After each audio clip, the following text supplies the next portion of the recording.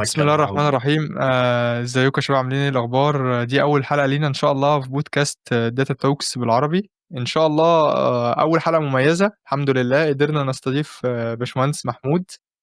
باشمهندس محمود يعني ما شاء الله ليه باع كبير في مجال الداتا اناليسز والداتا ساينس.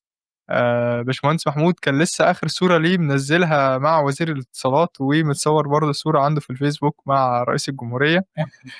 واخد مركز اول ما شاء الله من شركه سامسونج. فما شاء الله الله أكبر عليه، حاجة محترمة جدًا. إن شاء الله نستفيد منه على قد ما نقدر في البودكاست دوّة، ونقدر نطلّع منه معلومات على قد ما نقدر. إزيك يا حبيبي رب. باشمهندس؟ ازيك يا باشمهندس مازن، ربنا يعزك يا رب وينفع بيك كده يا رب دايما. ربنا يخليك. عرّفنا الأول كده عن نفسك يا باشمهندس، قُل لنا إيه قصة الصور ديّة، وإيه إيه الحاجات الكتيرة اللي ما شاء الله عندك دي كده في الprofile؟ حاضر، خليني اقول لك. هو بالنسبه للصور، يعني انا كنت دي كانت اول حاجه خالص بتاعت رئيس الجمهوريه. دي كانت اول حاجه خالص. كنت لسه كده في تمام. ثانيه كليه. انا اصلا خريج كليه ذكاء اصطناعي. فانا كنت لسه في تانية كليه، وقالوا ان الرئيس هيجي فعايزين نعرض مشاريع. انا كنت بحب ابقى مختلف، ودي حاجه انصح بيها الشباب. يعني أنا ما تبقاش تقليدي، خليك يعني شخص كده مختلف. بتحب تبقى ايه؟ مش نفس الحاجه. يعني ممكن تعمل بروجكت بس تخلي فيه لمسه زياده. كنت عامل بروجكت اللي هو العربيه العاديه جدا بالاردوينو، لو اي حد استخدم اردوينو يعني. عارف ان العربيه دي حاجه عاديه إمم. جدا. انا بس كنت ضفت حاجه زياده، لان احنا كنا في وقت كورونا. فضفت كده لمسه ان اضيف موتور تحت كمان. الموتور ده كان علشان اخلي العربيه يعني ان هي تمسح المستشفيات. انا كنت تخصص ميديكال اي اي. فبس دي كانت الحاجه الزياده، ودي كانت الحاجه المميزه اللي خلتني ابقى قدام رئيس الجمهوريه. فالفكره من طب ما كل ده شاء بس الله. ان انت ربنا يعزك. دي كانت في البدايه خالص يعني. بعد كده بقى بدأت إن أنا الحمد لله أدخل كإنترن بقى في كذا مكان. ودي يعني حاجة مهمة، وفي نفس الوقت يعني أنا كانت كيس مختلفة. مش دايما كل الناس هتنطبق عليهم نفس الحاجة دي. بعديها وصلت لتالتة. تالتة كان أغلب الشباب، وأنصح الشباب جدا يعني اللي هم لو مش عارفين يعرفوا إن سنة تالتة بيتيح ليهم تدريبين. اي تي اي سمر تريننج في المنصورة واسكندرية والقاهرة وحاجات كتيرة جدا جميلة. أنا كنت في المنصورة. وفي ان تي اي كمان بتتيح للناس اللي هي في البزنس انتليجنت. لو احنا بنتكلم على مجال الداتا ساينس يعني، بزنس انتليجنت ده اي تي اي، وان تي اي في داتا اناليسيس فور فريلانسنج يعني. انا كنت اخدت في تدريب مع اي تي اي ثم تريننج في البزنس انتليجنس، ودي كانت بدايه مجال في المجال بتاع معلش، قبل ما أقطعك عرّفني كده بسرعة إيه هي الفرق ما بين الNTI والITI معلش؟ طيب جميل. هما الاثنين كيانات تبع وزارة الاتصالات، تمام. والاثنين بيدوا كورسات. الفرق ان ممكن انت قاري الاساتذه اللي فيها او الناس الكبيره اللي فيها هي خاصه بالناس الدكاتره او دكاتره جامعه كبار. تمام، ناس دكاتره تمام. فعليا. اي تي اي لا، مش بيرقصها دكاتره بس، بيرقصها مهندسين عادي. فالاثنين شهادتهم قويه، والاثنين في السوق محترم بيها جدا، وحاجه معترف بيها جدا في السوق، سواء ان تي اي او اي تي اي. والاثنين بيدوا نفس الكورس بس، زي رواد وزي ان تي اي وزي ITI. كلهم حاجه واحده يعني، مفيش فرق بينهم. الثلاثه كويسين. تمام زي الفل. آه، كنت بتكلمنا إن أنت طيب كلمت. خليني اكمل لك. تمام. هي الفكره بقى في انا اخدت اول حاجه خالص في مجال الداتا اناليسيز هي ايه؟ بزنس انتليجنت مع اي تي اي. وبقى اخدنا كل حاجه، كانت رود ماب لذيذه الصراحه. بايثون بقى واكسل وباور بي اي وسيكوال وكل الكلام ده. طبعا لا غني عن التعريف. باشمهندس رامي وباشمهندس محمد زنون كانوا من اساتذتي، الناس الجميله جدا يعني. برضه في كتير كان انستراكتورز ناس كويسه في المجال.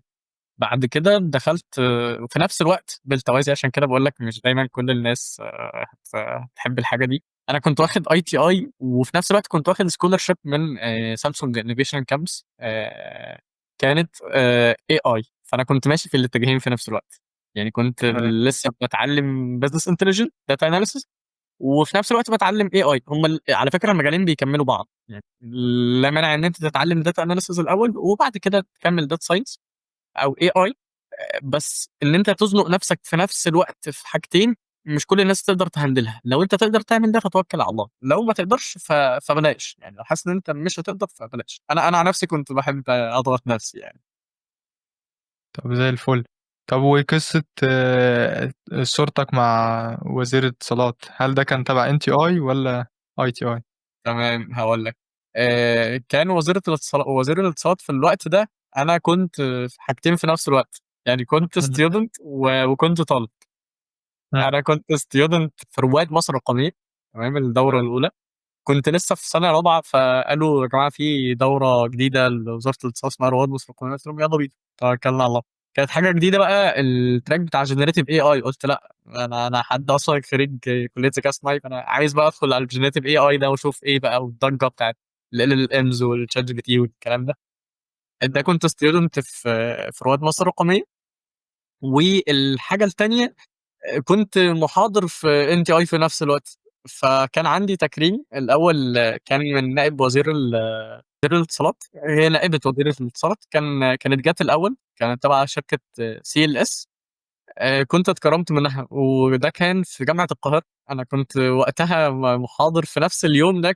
كان عندي محاضرة يعني. فقُلت للstudent معلش، أنا كنت instructor معاكم بس هانزل كده student إيه، أتكرم التكريم ده وأطلع لكم تاني. ده كان أول حاجة. بعديها أنا الحمد لله كنت حققت الfreelancing. هُم كانوا طالبين إن أنت تحقق حاجات، مبالغ يعني بالدولار أو كده. فالحمد لله أنا كنت قدرت إن أنا أشتغل حاجة freelancing في السعودية وفي ألمانيا. فقدرت إن أنا أحقق الtarget بتاعهم. هُم كانوا طالبين $300 أو فيما فوق يعني.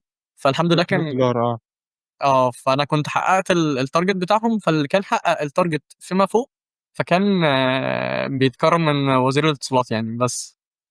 ما شاء الله. طب زي الفل، ربنا الله يس ينور عليك، ربنا يجعلك دايمًا في تقدُّم. ربنا طب بُص، يزيدك. خلّينا بقى نبتدي القصة كده من أولها، من أول ماشي. لو واحد دلوقتي عايز يتعلّم تحليل بيانات، يعمل إيه عشان يتعلّم تحليل بيانات؟ طيب خلّيني والحمد لله إن أنت دلوقتي شغّال HR كمان في مستشفى أندلسية، فأنت بقى عندك الexperience كاملة من أول ما أنت بتhire الناس كمان، وأنت already كنت شغّال قبل كده instructor، إمم. وقبلها كنت أكيد بتشوف في شركات تانية والكلام ده كلّه، فأنت عندك الexperience أو الsteps كلّها كاملة إن شاء الله. طيب إن شاء فيعمل إيه الله. بقى عشان الشخص يتعلّم تحليل بيانات؟ طيب خلّينا أنت دلوقتي سؤالك كان في حاجتين. الحاجة الأولى إمم. يعمل إيه عشان يبدأ في مجال تحليل البيانات. الحاجة التانية فكرة الhiring يعني. وإحنا بنبُص كHR بيبُص على الCV إزاي. الحاجة لأ، التانية سيبنا شوية من حتّة الhiring هنوصل لها، ماشي. بس إحنا خلّينا دلوقتي في إزاي يتعلّم تحليل بيانات، عشان يوصل طيب. أصلًا إن هو يفكّر يقدّم في شغل. طيب خلّيني أقول لك. الأول إزاي تبدأ في مجال تحليل البيانات. الفكرة أول حاجة لازمًا يكون عندك فكرة واضحة عن المجال. أنت مش مجرّد بتشتغل على البيانات، لأ، أنت بتاخد بيانات خام زي ما بيقولوا، الraw data، وبتحوّلها لمعلومات قيّمة، حاجة تقدر تساعد بيها الشركات والأفراد إن هم يطلّعوا decision. ودي دايمًا كنت حاجة مهمة. لو أي حد كان student عندي بيتفرّج على ده، كنت دايمًا باقول لهم إحنا عندنا حاجتين مهمين، هي نفس الترابط يعني، إن أنت تطلّع wisdom أو إن أنت تطلّع decision أو قرار واضح. طيب لو هابدأ صح لازم أركّز على المهارات الأساسية. إيه بقى المهارات الأساسية؟ نيجي للسؤال الجميل. المهارات زي الأساسية ولازمًا أي حد data analysis شاطر يكون عنده علم بيها Excel. وده الأساس على فكرة. يعني وده لو أنت عارف السعودية والإمارات ودول الخليج أكتر شغالين بExcel. أنا عندي في الشركة شغالين بExcel. طبعًا كل شركة بيبقى ليها الanalysis الخاص بيها. تمام. فده الأساس خالص Excel. مش مجرد جداول بقى، لكن هي يعني أداة من الأدوات اللي هتعلّمك إزاي تدير وتحلل بيانات بشكل سريع. وفي بقى الpivot table في طريقتين. ودايمًا كنت حتى الstudent عندي بيعرّفهم الحاجة دي. الExcel عندك جو بقى الfunctions، وإن أنت تحلل بيانات باستخدام الfunctions والqueries المعيّنة. وإن أنت تعمل الsubtotal وكل الكلام الجميل ده، اللي هي الfunctions اللي باسميها أنا كmanually. أنت اللي بتكتب الfunction علشان تقدر تعمل جدول وتحلل بيه البيانات. تمام. لكن عندي حاجة تانية هي الpivot table. وعلى فكرة إحنا بنستخدم في شغلنا الpivot table. بس إمم. في interview أنا مش هاسألك في الpivot table. يعني مش هاجي أقول لك الpivot table سهل، أي حد يعمله. لكن حاجه تعمل إزاي pivot table. يعني مش هسالك ده، بس هسالك إمم، اقول لك اعمل لي فانكشنز بتاع لوك اب. وده سؤال مشهور، ده كده كده بنساله في الانترفيو، تمام، اللوك اب عرفني اللوك اب، في لوك اب، الحاجات الجميله دي. ده كاكسل. سيكوال بقى هي لغه الاستعلامات زي ما بيقولوا، هي اللي هتخليك تتعامل مع الداتابيس وقواعد البيانات. بدون سيكوال انت مش تقدر تجيب البيانات من الداتابيس. طيب يعني سيكوال دي حاجه محوريه، سيكوال حاجه محوريه. بعد الاكسل لا، انا محتاج يبقى معايا سيكوال، عشان انا كده كده هتعامل مع داتابيز، وانا هتعامل مع ايه، انا كداتا ساينس حتى بتعامل مع داتابيز، فهتجيب الداتا ازاي، محتاج تجيب الداتا بسيكوال. تمام. ف يبقى تاني حاجه اتكلمنا فيها ان انا محتاج يبقى عندي سيكوال بشكل كويس. تالت حاجه انا تمام، محتاج بايثون. طيب بايثون انا محتاجها بشكل كبير، مش بشكل كبير في مصر. مصر مش بيستخدموا داتا اناليسيس بايثون، بس على فكره شات جي بي تي بيساعدك ان انت تكتب كود بايثون، وحلو على فكره. لو اديت له الاسئله وقلت له اعمل لي الكويشنز دي هيساعدك فيها. عندك بقى بايثون لذيذه سهله. انا ما بحفظش كود فيجواليزيشن بايثون، وحتى الستودنت عندي كنت بدي لهم ماتيريال تساعدهم ان هم يجيبوا كود فيجواليزيشن. اصل عندي اوت سورس زي مات بلوت ليب وبلوتلي، وانا بالمناسبه بحب بلوتلي جدا، انا دي إمم، اكتر تولز بستخدمها في بايثون يعني، وبلوتلي و سيبورت. تمام. كل دي حاجات اوت سورس اصلا تقدر تستخدمها من بايثون. تمام. وطبعا اكيد نمباي وبانداس لا غنى عنهم، محتاج ان انت تبقى عارف. في بقى حوار المشاريع العمليه، واكيد لا غنى عن الباور بي اي. كل دي الحاجات الاساسيه، وتابلو اكيد يعني، دي الحاجات الاساسيه يعني. في شويه مشاريع عمليه المفروض ان انت تعملها علشان تبني البورتفوليو، مش بس ان انا ابقى يا فرحتي انت بعد ما عملت البايثون والاكسل والسيكوال. على فكره الناس بتبقى درست ده ومن اماكن كويسه. الفكره بقى في ان انت تبني بورتفوليو ليك. عندك كاجل، اعمل مشاريع عليه، هات مشاريع من كاجل. اعمل اربط بقى، على فكره احنا بنحب الحاجات دي جدا، وانا عن نفسي بحب الحاجات دي جدا. انك تعمل مشروع متكامل. يعني ايه مشروع متكامل؟ تاخد لي داتا من سيكوال تربطها بباور بي اي وتعمل شويه على بايثون.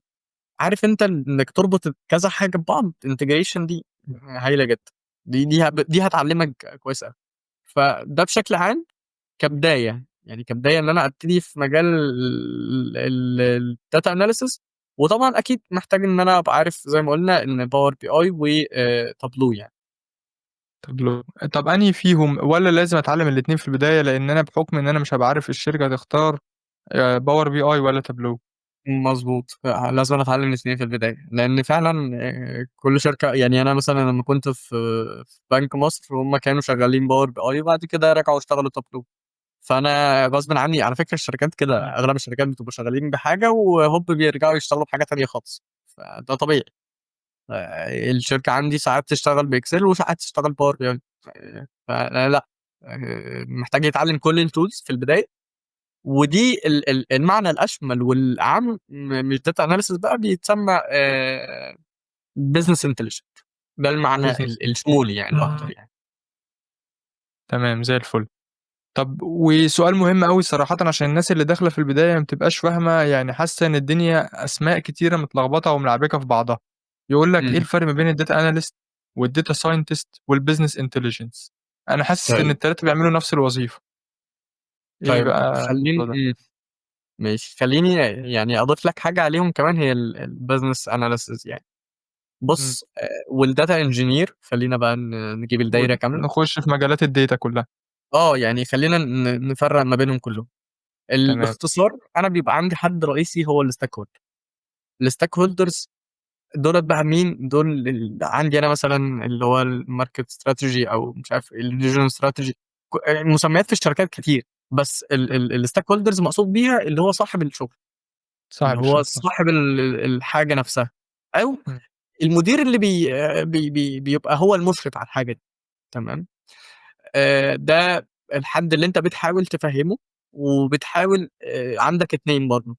عندك الستيك هولدرز دولت، يا اما انت بتبقى شغال فريلانسنج فبيبقى ده شخص انت بتعمل له وظيفه او بتعمل له حاجه، يا اما بيكون مدير في شركه.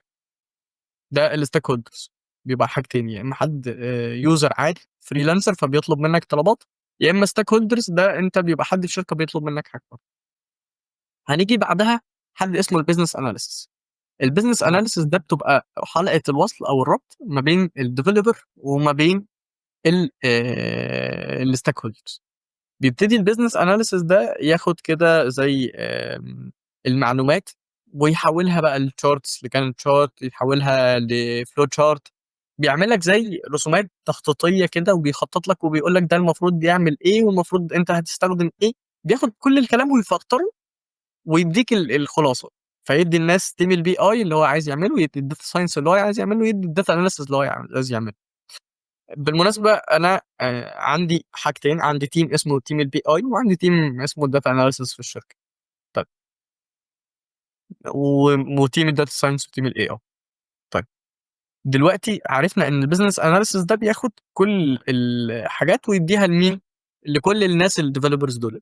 مين بقى الbusiness intelligent؟ الbusiness intelligent هو حد بيتعامل أكتر الdata engineer هو اللي بيخزّن الdatabase، هو اللي بيcreate الdatabase، هو اللي بيهندل الأمور دي وإيه، بيعملها. إمم. لو جينا نتكلم بعد كده عندي business intelligent. الbusiness intelligent هو حد أكتر بيتعامل مع الwarehouse بقى وعلى فكرة الdata engineer برضه يبقى إحنا عندنا مسميات للأسف متدمّرة في مصر، ومش هتلاقي حاجة مسمى هي دي واضح. المشكلة. يعني المسميات هنا عندنا في مصر مش بتشتغل بمسمياتها، يعني هو ممكن تلاقي خالص. الdata scientist شغال مكان الdata analyst وتلاقي الdata حقيقي. engineer. حقيقي، يعني عشان إمم. كده يعني ما فيش إجابة واضحة، فأنا هاحاول أقرّب لك بس الإيه، الحاجات، يعني الbusiness intelligent والdata engineer الاتنين بيستخدموا الdata warehouse. مين أكتر أقول لك الbusiness intelligent المفروض يستخدم الdata warehouse أكتر. بس الاتنين لازمًا يبقى عندهم معرفة بيهم وspark وhadoop والbig data والكلام ده، كلّها دايرة محتاج إن أنت تتعامل مع الإيه، مع الdata warehouse بقى والbig data والكلام ده. دُولة الناس بتوع الdata engineer والBI حد بياخد الdata وبيقدر يعمل حوار الETL process بتاعة الETL كاملة بقى، من أول ما بيextract الdata وإن هو يعمل لها transformation ويعدّل عليها وإن هو يعمل لها load. هيعمل لها load فين؟ هيعمل لها load بقى في Power BI، هيعمل لها load في أيًا يكن. الفكرة الكاملة بقى، إن هو يمشي الprocess كاملة، ده الحد اللي بيقدر يستخدم أكتر من tools أو إن هو يمشي الprocess كاملة ده بنقول عليه business intelligent. لكن الحد اللي بيستخدم أداة معيّنة Excel، Power BI، حاجة معيّنة، ده بنقول عليه بقى ده data analysis. يبقى الbusiness intelligent حد بيبقى عارف الtool كاملة بقى data warehouse كاملة من أول الtools كاملة، لكن data analysis أكتر بيبقى حد خاص بtool معيّنة. أنا راجل developer Power BI بس، ده data analysis. طب راجل بيعرف Tableau وPower BI وSQL وExcel ويعرف كل الكلام ده ويقدر يعمل لك الprocess كاملة، ده راجل business intelligent. طيب تمام الdata زي science الفل. ده مين؟ مين إمم. الdata science بقى؟ الdata science ده هو حد بياخد كل الكلام ده، وعلى فكرة أنا data science شغال AI ماشي، فده زي ما قُلت لك المسميات طبيعية، يعني الdata science والAI مسميات حاجة مش واحدة. إمم. المسميات مش سوقها مش ماشي أوي على قد ما هو. إمم. يعني دي تمام، بس يعني إحنا هنحاول نوسّط في وجهات النظر بس، إن الdata science هو حد بيبقى يعني بُص الbusiness الdata analysis ما ينفعش يبقى data science إلا لو اتعلم machine learning والmodels بقى والحاجات الجميلة دي، لكن الdata science يقدر يبقى data analysis. يعني أنا إمم. كdata analysis لو قدّمت ك حتى أنت كنا بنتكلم أنا وأنت برضه في الjob ده في حوار إن أنا مقسّم CVين، عامل CV data analysis وCV data science. ت كنا حتى بنتكلم فيها أنا وأنت في حتّة إن إحنا إيه، أقدّم على الjob ممكن أبقى over qualified لو أنا قدّمت بالanalysis بالscience في الanalysis. تمام، أيوه. يعني الفكرة كاملة في إن أنت إيه، الdata science ده حد بيبقى قادر إن هو يشتغل جزء الdata analysis ويبقى قادر كمان يعمل جزء الprediction أو التوقُّع أو إن هو كمان يوصل لجزء الAI، إن هو يعمل بقى system بالAI أو إن هو يستخدم tools الAI أو كده. دي الفكرة يعني. يعني نقدر نقول إن هو almost بيبقى أقوى من الdata analyst من ناحية الprogramming والّا من ناحية حاجة تانية؟ لا، لأ، من الprogramming ناحية mainly هو أقوى فرق ما بينهم. طبعًا. الdata analysis بيبقى خاص إن هو يحلل البيانات بس، بيجيب القديم. بُص يعني عشان نفرّقها باختصار، الdata analysis دايمًا in past، أي حاجة قديمة، يحلل بقى أو الحاضر واللي فات. خلال السنين اللي فاتت مبيعاتي كانت عاملة إزاي، خلال السنة اللي فاتت أنا إمم، حققت target قد إيه، خلال النهارده أنا عملت إيه. بس الdata analysis ما يقدرش يقول لك بكرة إيه. لو هنطلع إمم، لحاجة بعد كده بقى هنتكلم في حاجة اسمها data science، لمّا نستخدم بقى أرينا ونستخدم models بقى الprediction أو الtime series analysis. تمام. دي بقى فكرة إن أنت إيه، بتتوقع بقى اللي جاي، خلال الموسم اللي جاي، الseason اللي جاي، الtrend اللي جاي إيه. فده إمم، هنا حد data science على فكرة، بس بيعمل analysis أهو. يعني data إمم. science عشان نبتدي data science لازمًا أعمل شوية analysis عشان أفهم شغلي، عشان أفهم الdata اللي معايا، لازمًا أعمل شوية تحليل بيانات كده. فالdata science بيبقى قادر إن هو يستخدم data analysis، لكن الdata analysis مش دايمًا بيبقى قادر إن هو يستخدم إيه، tools data. الdata science يعني. طب زي الفل، حلو أوي. في سؤال تاني برضه، أنا ده تجربتي أنا الشخصية. أنا إمم، أول ما بدأت المنحة بتاعة Udacity، الكلام ده أنا كنت فاكر كان أيام كورونا، كان 2020. إمم، شُفت كان في 3 في 3 tracks كده، تمام. كان الdigital marketing والweb development والdata analysis. أول ما بصيت على ال3 قدّامي قُلت مستحيل آخُد data analysis، يا إمّا digital marketing يا إمّا web development. ليه إمم، بقى؟ حسّيت إن كلمة data analyst وراها كمية رياضيات مهولة، محتاج إن أنا أبقى عالم رياضيات عشان أقدر أخُش أتعلّم data analyst. فالسؤال هنا إمم، بقى اللي ناس برضه كتيرة بتسأله، هل أنا فعلًا لازم أكون عالم رياضيات عشان أقدر أخُش أبقى data analyst، والّا ده كلام فاضي مش في أرض إمم. الواقع؟ طيب بُص، يعني أكيد، أكيد يعني الأفضل إن أنت تبقى عندك شوية mathematics، لإن لمّا باجي أستخدم Excel باعمل شوية mathematics equation، لمّا باجي أستخدم Power BI sum وaverage ومش عارف إيه وmean وmedian وmod وحاجات، شوية mathematical أو statistics. المعنى الأصح قُل أنت عايز إيه من الرياضة، مش إمم، تقول الرياضة بشكل عام. فلو هنتكلم عن الرياضة أنا محتاج منها statistic وprobability. فالرياضة حلو. بشكل عام لأ، خلّينا نخصّص. هل أنا محتاج رياضة بشكل عام؟ لأ. هل محتاج رياضة بشكل خاص؟ آه، محتاج probability statistics. طب زي الفل، يعني مش محتاج أبقى زي ما بيتنشر كتير إن أنت محتاج تبقى عندك خلفية قوية أوي في الرياضة وفي الإحصا، وتبقى داخل على إنك الإحصاء آه، يعني الprobability والإحصاء هاحتاج يبقى عندك خلفية فيهم، لكن الرياضة كاملة لأ. مش وعلى فكرة برضه يعني محتاج إن أنت تبقى فاهم شوية بس concepts بتاعة الsum والmean والmedian والaverage. على فكرة ممكن تجيبهم في session، والoutliers والحاجات دي ممكن تجيبهم في session، 2 sessions، 3 sessions، تقدر إمم، تهندلها عادي يعني.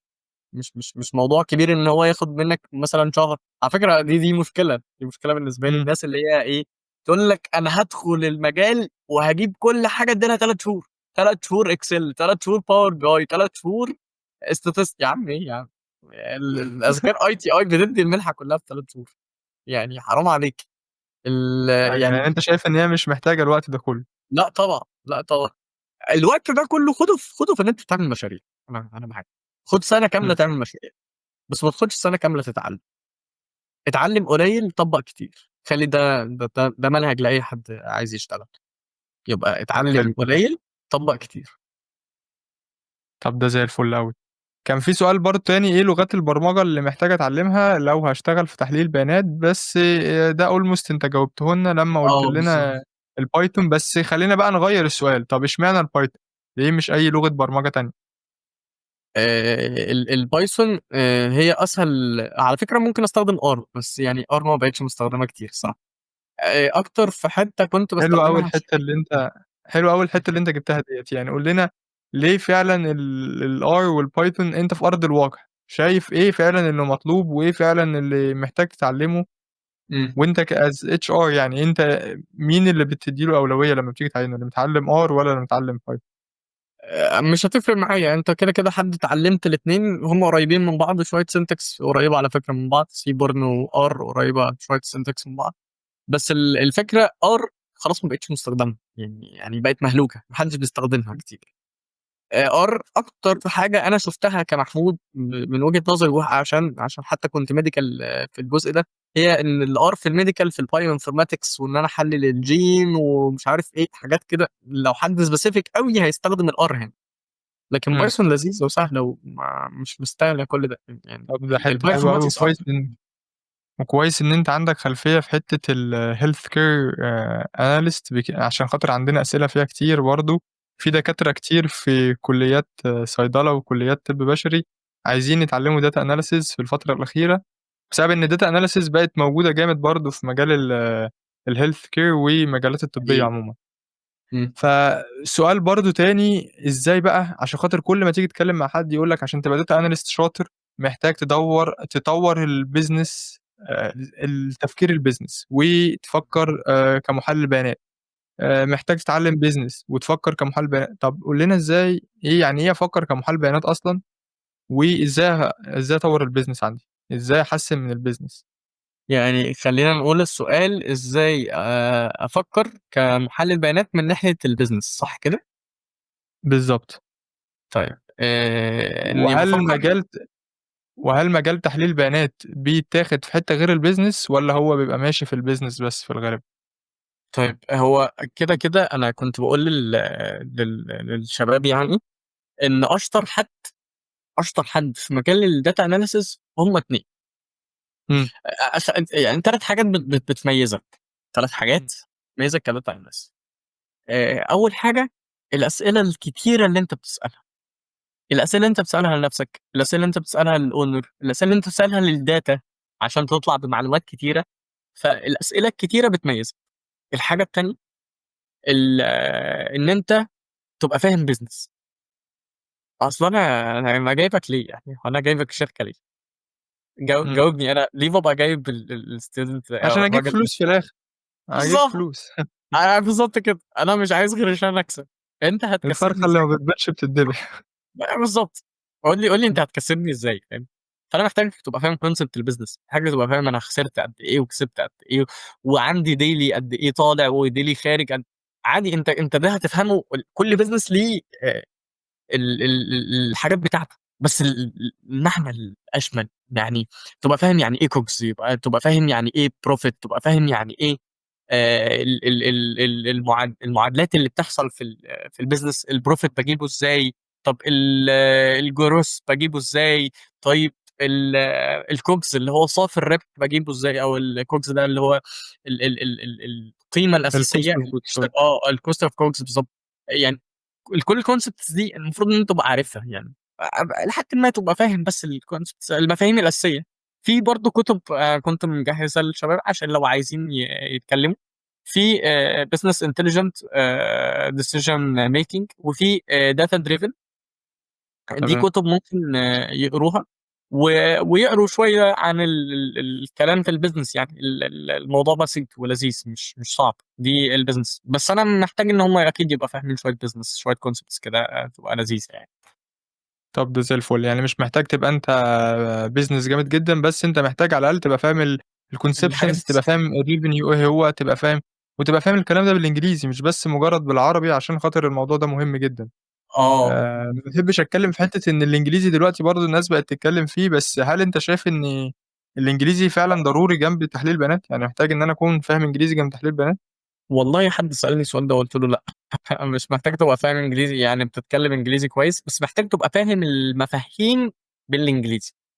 إمم. يبقى انا مش محتاج ابقى بتكلم انجليزي، بس محتاج ابقى فاهم يعني ايه مين، يعني ايه ميديان، يعني ايه مود، ابقى فاهم يعني ايه داتا استراتيجي، داتا جافرنس، ابقى فاهم يعني عارف شويه مفاهيم اساسيه كده. اوت لاير، يعني حاجات عاديه. الكلام بس المصطلحات ابقى فاهمها بالانجليزي. ما ف- يعني حاولت عادي ممكن تترجمها على العربي، بس انت افهم انجليزي، يعني افهم المفاهيم بتاعت الداتا اناليسيس بالانجليزي. لكن مش محتاج ان انت تبقى واو في الانجليزي، عادي هتتعلمها مع الوقت. بس المشكلة يا باشمهندس محمود إن أنت بتلاقي في شركات كتيرة بتبقى كاتبة في الdescription بتاع الوصف إن أنت طالبة منك في الشغل proficiency in English، فإيه السبب في ديّة والّا هل ده بتبقى مكتوبة كده بس؟ بص يعني احنا بنحتاج نبعت ميلز لبعض بالانجليزي، محتاج البرزنتيشنز تبقى بالانجليزي. بس عادي الموضوع بسيط يعني مش معقّد، كفاية إن أنت تبقى فاهم مش إنجليزي لازمًا بس. يبقى أمريكي يعني، بس لازم يبقى فاهم بالضبط. على الأقل مستواه متوسط يعني في اللغة intermediate على الأقل مش آه. إمم. يعني أنا ما يتهيأليش إن أنا أذكر إني عملت غير interview واحد أو 2 بالإنجليزي والباقي كلّه كان عربي عادي يعني بنك مصر، أندلسية، سامسونج بس اللي كانوا عاملين interview بالإنجليزي. يعني كل الشركات أيوه الباقية بقى بيتعاملوا معايا. في نقطة هنا مهمة، أول ما أنت تبقى عايز تخش مرحلة إن أنت تبقى شغال international أو شغال مع شركات دولية، هتبقى محتاج إن أنت لازم يكون معاك الEnglish، يعني أنت لو كباشمهندس محمود لو أنت ما كانش معاك الEnglish ما كنتش قدرت تعمل interview معاهم في سامسونج أكيد. أكيد، بالضبط. الprofessionals أو الحاجات اللي هي الضجة أوي في السوق مش يعني برّه مصر. يعني هيحتاجوا أكيد إنجليزي، وبالذات بقى أنت خلاص أنت حد يعني مع الوقت إن شاء الله بعد كده تشتغل. فكرة في تطبيق اسمه منارة بيساعد الناس إن هي تشتغل في حاجات برّه مصر يعني. أنت كده متعوّد يعني ناوي إن أنت تشتغل برّه مصر، مش هتفضل حياتك كلّها في مصر، لإن مش هتأكّلك عيش كتير فاهم. فلأ، يعني حاول إنك تتعلّم إنجليزي يعني مش هيخسّر معاك. طب زي الفل. طب أنا عايز بقى أعرف منّك أنت تجربتك أنت الشخصية، يعني أنت إيه المصادر اللي نتعلّم منها تحليل بيانات؟ أنت اتعلّمت تحليل بيانات أنت كباشمهندس محمود منين؟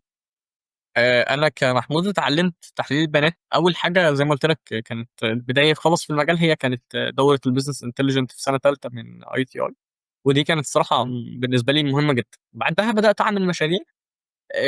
بعدها على طول بدأت إن أنا أبقى instructor. على فكرة أنا في بدايتي كinstructor كنت باتعلّم قبل ما أعلّم الطلبة.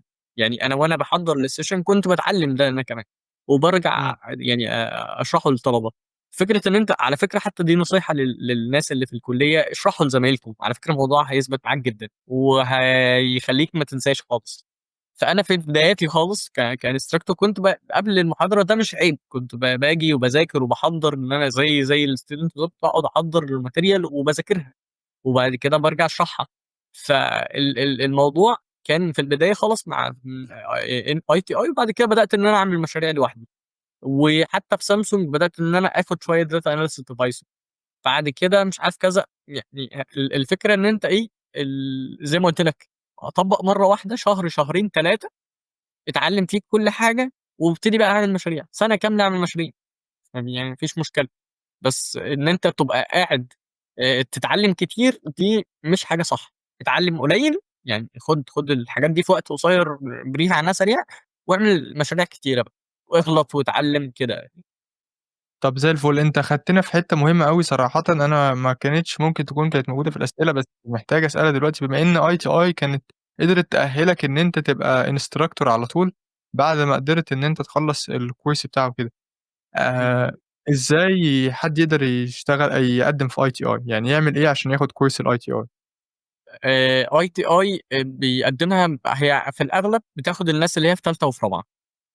إمم. تمام، في تالتة ومخلّصين تالتة وفي أجازة تالتة ورايحين سَنة رابعة. دي بيبقى الطلبة تقدر تقدّم فيها عادي. وفي بتنزل بقى في الصيف في شهر 5 وكده، أول ما يخلّصوا بينزل كمية كبيرة. حتى والله ثانية، أنا كان لسه جنبي الشهادة بتاعة ITI هي دي الشهادة بتاعة ITI، دي كانت التكريم من اللي هو المدير الفرعي بتاع ITI. تمام. برضه عشان كنت الحمد لله عملت freelancing فيها، فكانوا ادّوني أنا كنت بالمناسبة أخدت معاهم حاجتين، يعني أخدت معاهم ITI، أخدت معاهم مرّة business intelligent، وأخدت معاهم مرّة تانية AI يعني. الفكرة إن الموضوع بسيط مش صعب، أنت ليك تقدّم في سَنة تالتة وفي سَنة رابعة كمان، بعد تالتة وبعد رابعة. وبرضه NTR، فالموضوع بيبقى في الصيف عادي ومجاني على فكرة مش بفلوس. وبرضه بتأهّلك كويس، يعني ما تقولش بقى الحاجات اللي ببلاش مش بتأهّل، لأ الحاجات دي بتأهّلك كويس جدًا فعلًا. NTI أو ITI لأ حاجة محترمة، ورواد مصر الرقمية برضه حاجة محترمة جدًا يعني. هي أكيد بتختلف على حسب الinstructor، أنا معاك، بس صدّقني مش هتدخل المكان وأنت مش هتتعلّم، والله لو هتتعلّم 10% بس أنت هتتعلّم. ده كده يعني. إمم. بالضبط. بس يعني طَب الخرّيجين برضه ليهم فرصة في الITI والNTI والّا بتبقى أقل شوية أو فيها مشكلة أو حاجة؟ لا لا، ليهم طبعا الخريجين. انا كنت بتكلم على الستودنت. الخريجين بيبقى بعد ما بيتخرجوا بيبقى ليهم ثلاث حاجات. بيبقى ليهم عادي الحاجات العاديه زي انتي اي، زي البروفيشنال اللي انا كنت بديها الخريجين عادي، اللي هي شهرين. في الاربع شهور برضو يقدر الخريجين يقدموا فيه. في كمان الاربع شهور بتبقى اكتر بيج داتا، برضه بياخدوا فيها داتا اناليسيس. إمم. الشهرين دي عندي انا بروفيشنال فريلانسنج ان داتا اناليسيس دي شهرين. في دي في ان تي اي. في اي تي اي في الثلاث شهور مكثفه، وفي التسع شهور. الثلاث شهور هي الخاصه بتاعتنا احنا بالداتا اناليسيس. التسع شهور خاصه بالاي اي والداتا داتا مانجمنت تقريبا. بتبقى شامله بقى كل حاجه، اي اي وداتا اناليسيس وداتا ساينس كده يعني. بيجيب لك كل التراك كامل يعني في الداتا. فكل طب الخريجين والطلب ليهم. أنت في كورس أو حاجة معيّنة توصّي بيها يعني على اليوتيوب بقى، ادّينا واحدة مجانية كده، واحدة مثلًا لو مدفوعة، أو لو أنت شايف إن قُل لنا كورس كده أنت بترشّحه. طيب هاقول لك، أنا كنت في تدريب في السعودية مع شركة وتال، وكان عندي زمايلي كنا بنشارك مع بعض الresources. شركة شركة إيه يا باشمهندس؟ ما سمعتش. شركة اسمها ويتان، شركة سعودية آه، كنت weekend باتدرب آه. فيها data science. تمام. وزي ما قُلنا إن الdata science كده كنا بنتعلم data analysis يعني. فكنا بنشارك مع بعض resources. وأنا هابعت لك زي الكتيب كده. هو أكيد مش أنا اللي عامله، كان حد سعودي تقريبًا اللي عامله. مجمّع فيه كل المصادر بقى. يعني ده بُص حاجة زي ما بيقولوا طب كده جامد أوي. الخلاصة أو الزتونة. ده فيه بقى إيه، فيه كل الcourses اللي مدفوعة والمجانية، بالعربي وبالإنجليزي. معاك كل الoptions، يعني بُص كل الoptions معاك. وبيحدد لك كمان أنت تمشي step إيه، خُد كذا وخُد كذا وخُد كذا. وبيحدد لك اللينكات، هتضغط على الlink هيجيب لك الفيديو. عندك بقى العسّال، عندك محمد زنون، عندك الدسوقي، وعندك رامي. كل الناس دي كويسة جدًا في المجال يعني. طب زي الفل، هنسيب لكم الملف بتاع باشمهندس محمود في الdescription. لعل إن شاء الله حد ينتفع بيه. طب برضه سؤال جاي لنا برضه يا باشمهندس، بيقول لك إزاي يفهم الdata المطلوبة في Kaggle؟ يعني الdata إمم. اللي في Kaggle هو ما بيبقاش فاهمها. طيب خلّيني أقول لك، لو من ناحية الdata analysis، كاجل الأول بيدّيك زي brief سريع كده عن الdata. بيقول لك أنت الdata عندك كُلّه معلش قُل بتتكلم. لنا بس قبل ما نخش، يقول لك الdata اللي مش فاهمها Kaggle، معلش برضه في ناس ممكن ما تبقاش فاهمة إيه Kaggle، ممكن حاضر. توضح لنا إيه Kaggle؟ ماشي. كاجل دي منصة بيبقى عليها data set يعني data في هيئة structured data منظمة تقدر تستخدمها. في كاجل وفي منصات كتيرة جدًا IEEE، وفي حاجات كتيرة جدًا تقدر تجيب منها data. بس الأشهر إحنا كdata science وdata analyst بنستخدم كاجل. الdata من كاجل دي بقى في كل المجالات اللي أنت تحبها، في مجال الكورة، في مجال الزراعة، في مجال الhealth care، في مجال الmusic. أي مجال أنت تحبه هتلاقي فيه data عن في كاجل. يعني أي data تتخيلها حرفيًا. ف أغلب المشاريع كده كنت باعمل على كاجل. تمام. الdata عشان أفهمها كاجل بيدّيك brief سريع عن الdata. يعني بيقول لك إن الdata دي والله عندي كام column، فيها كام row كده. تمام. دي بشكل عام. أفهمها أكتر إزاي؟ search. يعني إيه أنا مش فاهم دلوقتي معنى column معين، والله ChatGPT أقول له يعني إيه ده؟ ده معناه إيه؟ هيساعدك فيه. ابحث على جوجل هيساعدك فيه. طيب ده أفهم الكلمة، المعنى. لكن أفهم الdata بقى، وده السؤال المحوري. أنا كdata analyst أفهم الdata إزاي؟ عندي 3 طرق مهمة إني أحلل بيهم البيانات. حتى كنت باقول للشباب أنا عندي 3 حاجات لازمًا تعرفها. عندي حاجة اسمها univariate، حاجة اسمها multivariate، حاجة اسمها bivariate. وكل مكان يعني data science بيبقى فاهم دي بطريقة، الdata analysis فاهمها بطريقة، والstatistic فاهمها بطريقة. خلّينا نجيبها من طريقة الdata analysis. إنك تمسك الcolumn نفسه علاقته بنفسه. يعني أنا عندي كام male وكام female. الmale والfemale ده كام واحد. الdata نفسها موجود فيها 20% female، 30% male. أنا كده فهمت الdata as a univariate يعني الcolumn نفسه. عندي حاجة تانية اسمها bivariate، إن أنا أجيب علاقة 2 columns ببعض. الbivariant هي إني أقول الmale أكتر بيشتروا من الfemale. فأنا ربطت حاجتين ببعض، فربطت الcolumn بتاع الgender بالcolumn بتاع الsales. فقدرت إن أنا أفهم عندي كام female بيشتروا وكام male بيشتروا ومين الأكتر. عندي حاجة تانية اسمها multi variant. multi variant إن أنا أقول والله أنا عندي الميل بيشتروا بنسبة 20% من الشوز، لكن بيشتروا بنسبة 60% من التيشيرت، على عكس الفيميل بتشتري بنسبة 50% شوز و 80% في تيشيرت. انا كده ربطت ثلاث حاجات، ربطت بضاعة او برودكت بسيلز بجندر. حلو. علشان افهمها لازم اعمل الترتيب ده، اقارن كولوم بنفسه ونلاحظ ارض الواقع. كنت دايما بتكلم في ده، ارض الواقع غير لما اجي اتكلم في الداتا. انا انا كمحمود بحلل على كاكل بتدرب، اعمل اللي انت عايزه. ارض الواقع انت الافضل انك تربط لي كل حاجه يوني فاريانت ومالتي فاريانت. ليه؟ انا مش محتاج افهم، والله برضو مهمه، يعني برضو مهمه ان انت تعملها يوني فاريانت، بس الاكتر زي ما قلنا انا محتاج اربط بسيلز، محتاج اربط بهدف معين، محتاج اربط الحاجه بتارجت معين. فوالله انت لازم تقول لي انا بكسب قد ايه وبخسر قد ايه، الميل بيكسبوني قد ايه والفيميل بيخسروني قد ايه، بيكسبوني قد ايه. فمحتاج تربط كل حاجه بايه، بحاجه معينه، او زي ما نقول تارجت يعني. ده علشان تفهم الداتا لازم تقسمها كده، يوني فاريانت، مالتي فاريانت، باي فاريانت، وتقسم كل علاقه ما بينهم، ودي هتساعدك جدا يعني. أعرف منين إن أنا أبقى data analyst والّا data scientist والّا business intelligence والّا data engineer؟ يعني السؤال ده فعلًا مهم، لإن أنا في البداية كنت محتار جدًا، أنا أعرف منين أو أحس منين طَب إن أنا ممكن أخُش المجال ده والّا المجال ده؟ وقبل ما تقول لنا أعرف منين، عايزين برضه نعرف أبقى أعمل إيه عشان أبقى data scientist؟ إحنا عرفنا إزاي تبقى data analyst، طَب أبقى إزاي مم. بقى data scientist؟ طيب، اختار ايه؟ لا، يعني انا ما اقدرش اقول لك.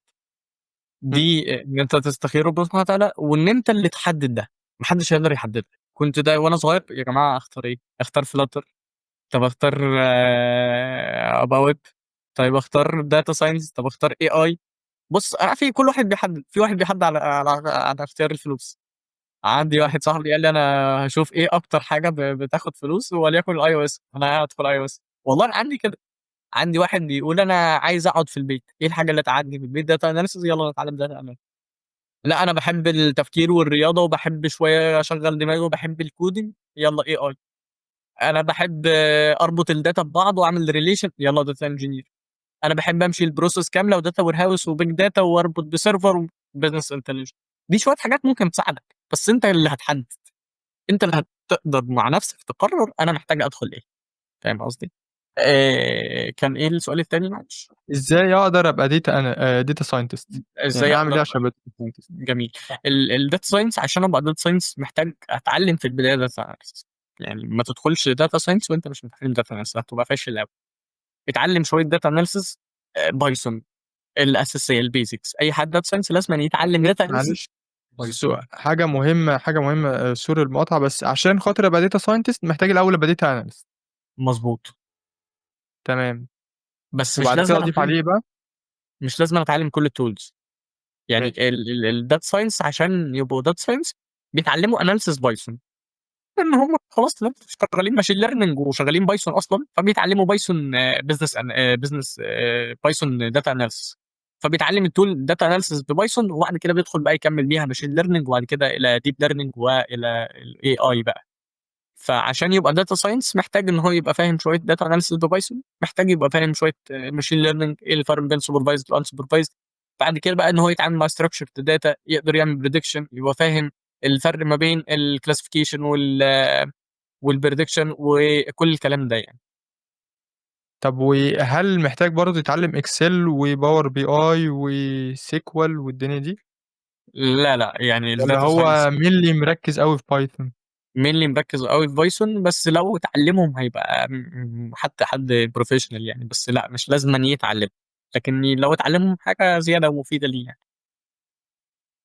طب سؤال تاني برضه بما إننا بنتكلم في حتّة data analysis وdata science، بحُكم إن أنت برضه أنت كان عندك فرصة إن أنت تشتغل as a data analyst وفرصة إن أنت تشتغل as a data scientist، أنت مم. شايف أنهي أكتر مطلوب في مصر هنا؟ إيه أكتر حاجة مطلوبة فيهم؟ إن أنت تبقى data analyst والّا data scientist؟ الداتا وبرّه اناليسز برضه، اكتر. قُل لنا هنا في مصر وبرّه. يعني الاناليسز اكتر. الanalysis مطلوبة أكتر. بس I think فلوس الساينس اكتر او قريبين من بعض. فالاناليسيس بيبقى مطلوب اكتر. يعني الداتا اناليسيس يعني بيبقى مطلوب اكتر ليه؟ لان محتاج تيم كبير يعني. الداتا ساينس والاي اي مش دايما موجودين ومش كتير في مصر، وشويه قليلين.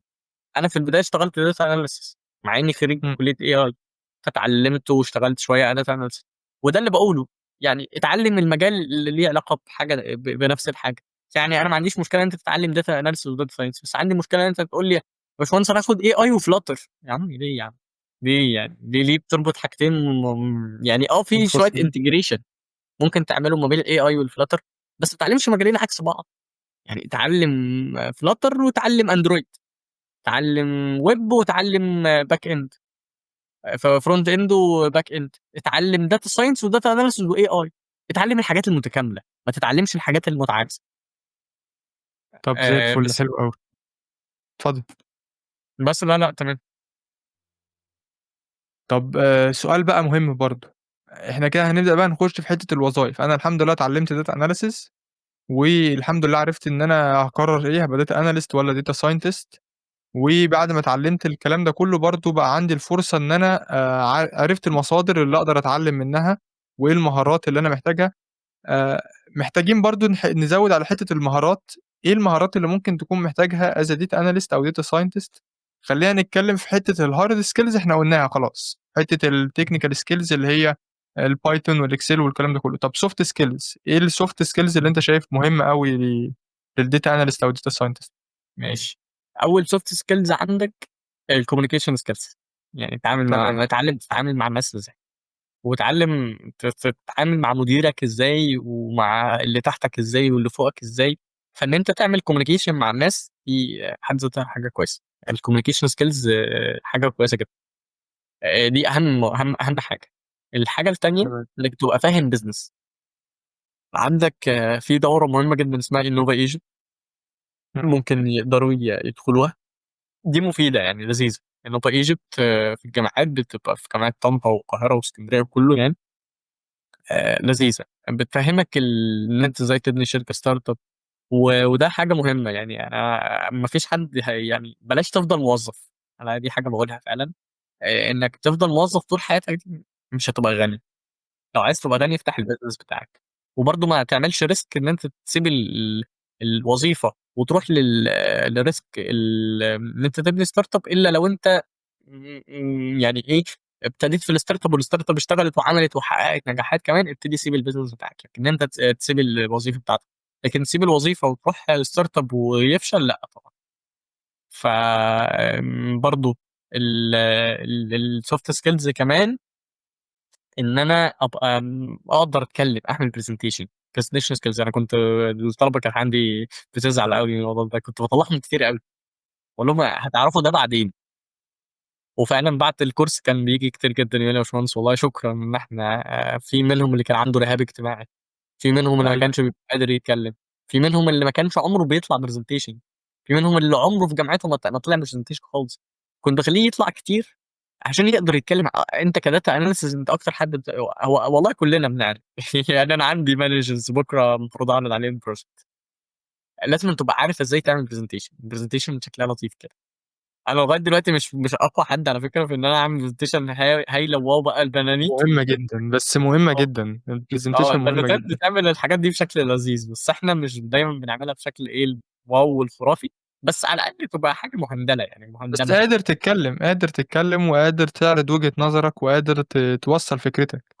ان انت توصل الفكره دي على فكره. انت بقى المشكله كمان انا عندي ميديكال، يعني انا إمم. المديرين بتوعي ميديكال وانا حد مهندس.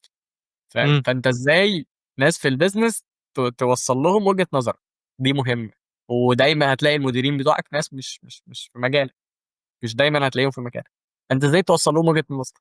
مش هتتكلم تكنيكال بقى، لا انت هتتكلم حاجات بسيطه. فيبقى قلنا ان الكوميونيكيشن سكيلز، قلنا البيزنس، قلنا ان انت تبقى فاهم البرزنتيشن سكيلز وازاي تقدر تتكلم. دي شويه الحاجات صح. الاساسيه السوفت سكيلز يعني. زي الفل. خلاص إحنا كده فهمنا المهارات والمصادر اللي نتعلّم منها، وعرفنا الprocess دي كلّها، وربنا كرمنا واتعلّمنا وعملنا الprojects زي ما أنت قُلت يا باشمهندس. الخطوة اللي بعد كده، ألاقي شغل إزاي؟ إزاي أقدر أجيب شغل في مصر إن أنا أشتغل محلل بيانات أو data scientist أو عالم بيانات، أي حاجة، اللي يجيبه ربنا خير. ماشي، خلّينا نقول علاقتك بربنا، يعني تمام. بجد علاقتك بربنا اللي هتجيب لك الشغل. كل ما أنت وهي اللي هتخلّيك تتعلّم كويس، وعلاقتك بربنا هي اللي هتخلّيك إن أنت تبقى ناجح، علاقتك بربنا هي اللي هتخلّيك شاطر.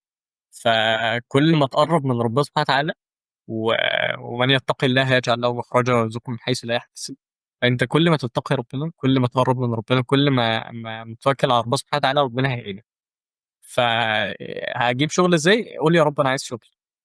يعني الصحابة كان منهم اللي بيسأل ربنا سبحانه وتعالى يعني علف حماري، فاهم؟ اللي هو أبسط وأقل حاجات أنا ممكن أسأل ربنا سبحانه وتعالى فيها. فما تتكسفش إن أنت تتكلم مع ربنا تقول له يا رب أنا عايز أشتغل. فدي أول حاجة، دي حقيقي. وأي مشكلة في شغلك، أي مشكلة في إن أنت مش عارف تتعلم، يا رب أنا مش عارف أعمل اتكلم مع ربنا، احكِ له أنا مش عارف أعمل ده. طيب ربنا سبحانه وتعالى مش هيحب إن أنت تفضل بتدعي ومش بتعمل الحاجة الأساسية، ألا وهي إيه؟ ألا وهي إني أدعي ربنا سبحانه وتعالى وأشتغل فعلًا على نفسي، يعني أشتغل على نفسي. طيب باشتغل على نفسي إزاي؟ باشتغل على نفسي بإني أحاول أنزل زي ما قُلنا ITI وNTI وكل الكلام ده. تمام، قُلنا إن دي مهمة بالنسبة لي إن أنا أنزل ITI وأنزل NTI وأنزل تدريب في شركة، مش بس courses زي NTI وITI، لأ إن أنا أنزل في شركة كمان. فدي من الحاجات المهمة جدًا. طب طيب معلش إزاي أقدر أجيب تدريب في شركة؟ يعني أنت يا باشمهندس أنت قُلت لنا إن أنت اتدربت في كذا شركة، واتدربت في بنك مصر، واتدربت في كذا حتة قبل كده، أو في شركة في إمم، السعودية، أنت كنت بتجيب التدريبات دي إزاي طب؟ طيب ماشي، خلّيني أقول لك. هي أول حاجة قُلنا توفيق ربنا وإن إحنا ندعي ربنا سبحانه وتعالى. الحاجة التانية إنك تسعى، تسعى كتير، وأن ليس للإنسان إيه إلا ما إلا سعى. ما سعى، بالضبط. فأنت كل ما تسعى ربنا سبحانه وتعالى لمّا يرى فيك إن أنت بتسعى مش هيسيبك، والله فعلًا حقيقي مش هيسيبك. إن أنت هتسعى كتير بقى تدوّر كتير أوي. أنا عملت apply، كان حد بيقول لي كان محاضر عندي في سامسونج، كان الله يمسيه بالخير، كان بيقول لي كل ما تقدّم أكتر، يعني قدّم على 1000 وظيفة هييجي لك 10، إمم. هتتقبل في واحدة.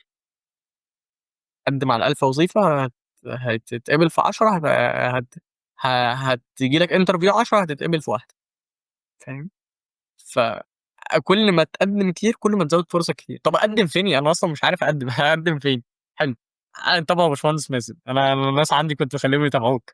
طبعًا يا إمم. باشمهندس مازن بينزّل تدريبات كتيرة جدًا، وبينزّل jobs كتيرة جدًا. الحاجة التانية تابعوا الناس اللي شغّالة في الشركات، يعني تابعوا الناس اللي شغّالة في سامسونج، تابعوا الناس اللي شغّالة في أندلسية، تابعوا الناس اللي شغّالة في أورنج، تابعوا الناس اللي شغّالة في فودافون، تابعوا الناس اللي شغّالة في اتصالات. كل دُولة بينزّلوا.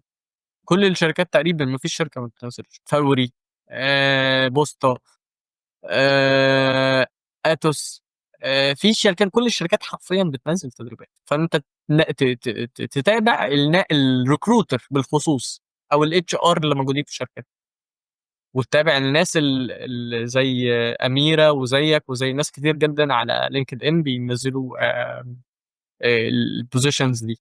فنتابع الناس الinfluencer على LinkedIn، نقوي من LinkedIn ونعمل علاقات كتيرة بناس كتيرة على LinkedIn. فدي كلّها حاجات هتخلّيني أقدر أقدّم. وأهم حاجة طبعًا، وعلى فكرة ما تتكسفش إن أنت تدخل تكلّم حد في يعني بُص هاقول لك، دي برضه حاجة أنا لاحظتها. الHR بييجي له مسدجات كتير، إمم. ماشي. أنا كان بييجي لي مسدجات كتيرة أوي. فأنا حد ييجي يسألني سؤال، هو أنا أقدّم إزاي؟ يعني ما أنا أكيد تحت، يعني اقرا الpost، يعني اقرا الpost هتلاقي أنا كاتب link.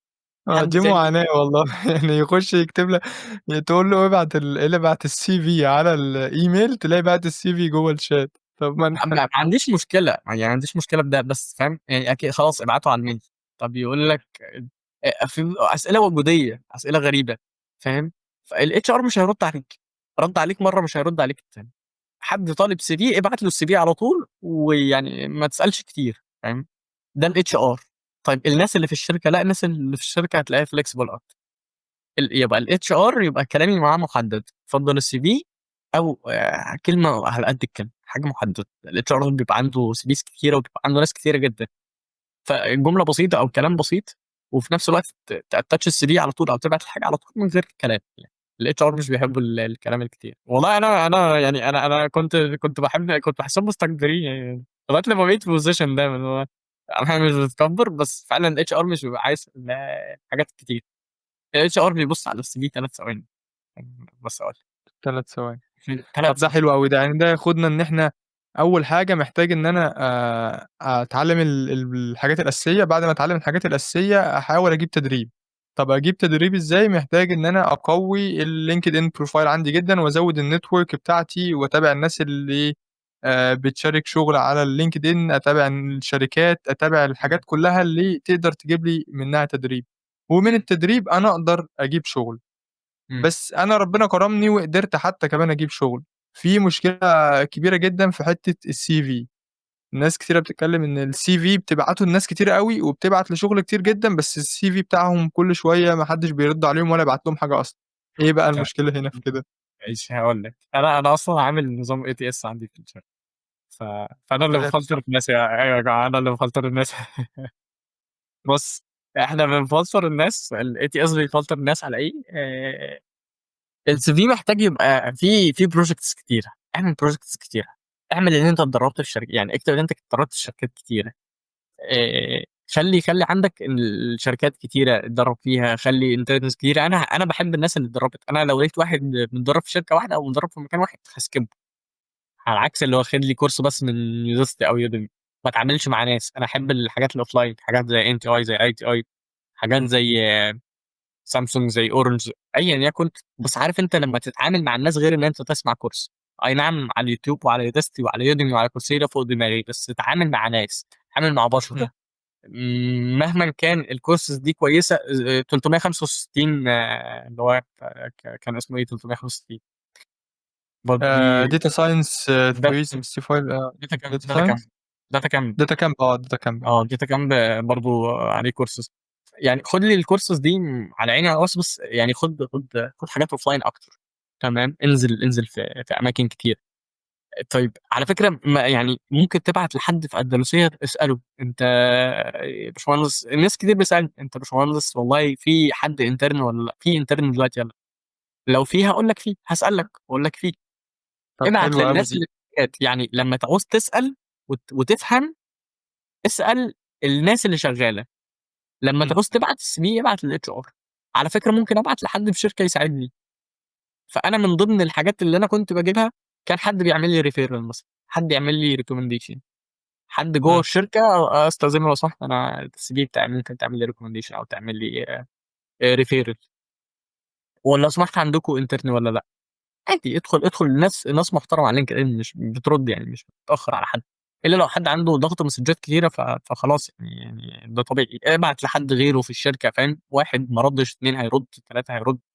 يبقى هنكلم الناس على LinkedIn أو هانزّل المشاريع بتاعة الLinkedIn مهم جدًا يا جماعة والله العظيم. نزّل مشاريع كتيرة بقى، نزّل المشاريع بتاعتك. حاول كل شوية تنزّل مشاريع عشان الناس تعرفك، لأن الHR هيدخل يكلمك. هيدخل يقول لك تعالَ أنا عايزك تتدرب عندي. في بقى الinternal paid والinternal بس يعني أنا عندي في أندلسية بقى دلوقتي بياخدوا الintern كلّهم. اللي في شركات دلوقتي أغلب الintern بقى إيه، الناس الgraduate علشان بيبقوا عايزين يشغّلوهم على طول. يعني بعد الintern يشغّلوا، فأغلب الإنترنات أغلبها بقى للخريجين. بس في interns في الشركات لطلبة برضه عادي. يعني أنا نزلت تدريبات وأنا في طالب عادي. طب زي الفل أوي. الinternships مهمة جدًا. ده اللي أنا كنت إمم، دايمًا باتكلم عليه، بس أنت مش هتوصّله لمرحلة إن هو ييجي يعمل internship أو ييجي يتدرّب غير لمّا تكون واثق إن هو مؤهل على الأقل إن هو يتدرّب، لإن في ناس كتير عندها misconception في الموضوع ده، فاكرة إن معنى كلمة تدريب إن أنا داخل متعلم الExcel وأخش أتدرّب بقى خلاص كده، أنا اتعلمت حاجة فخلاص أخش أتدرّب. لأ، أنت إمم، متعلم وخلاص جاهز على الشغل، فأنت بتتدرّب قبل ما بالضبط، تخش الشغل الواقعي. بالضبط. وحتّة برضه يا باشمهندس الشهادات المعتمدة، لسه لحد 2025 اللي إحنا فيه الناس عايشة في حتّة إن أنا عايز شهادة معتمدة، أنا عايز شهادة مش عارف إيه. أنت إيه رأيك في حوارات الشهادات المعتمدة ده؟ طيب خلّيني أقول لك والله ما حدش بيبُص على شهادات. يعني مش هييجي نقول لك في الشغل ورّيني شهادات، بس هنقول لك يعني لمّا تقول لي أنا خدت شهادات، قُل لي أنت بتعرف تعمل إيه، ورّيني شغلك. يعني يبقى أول حاجة الشهادة من غير شغل مش شهادة، بس في الشغل هتفيدك، هتقوي الCV بتاعك. يعني حد يقول لي ما أنا معايا شهادات كتيرة، الشهادات الكتيرة مفيدة في إن هي تقويك، تقوي اسمك، بس يا فرحتي لمّا يبقى معاك شهادات كتيرة ومش شغلك مش كويس. فالشهادات من غير ما تعمل projects، عشان كده قُلت لك الprojects أهم من الشهادات. لو حد عامل projects كتيرة وعامل في مكان أو 2 أنا مش هاقبله. اعمل projects كتيرة. الprojects كتيرة طب أحط الprojects إزاي؟ ابتدي بالprojects سهلة عادي، بعد كده صعبة، بعد كده أصعب، بعد كده أصعب. كل ما تعمل project أقوى شيل الضعيف وحُط الأقوى منه، شيل الضعيف وحُط أقوى منه في الCV. فلأ، ابتدي مشاريع، مشاريع مهمة. طب زي الفل أوي.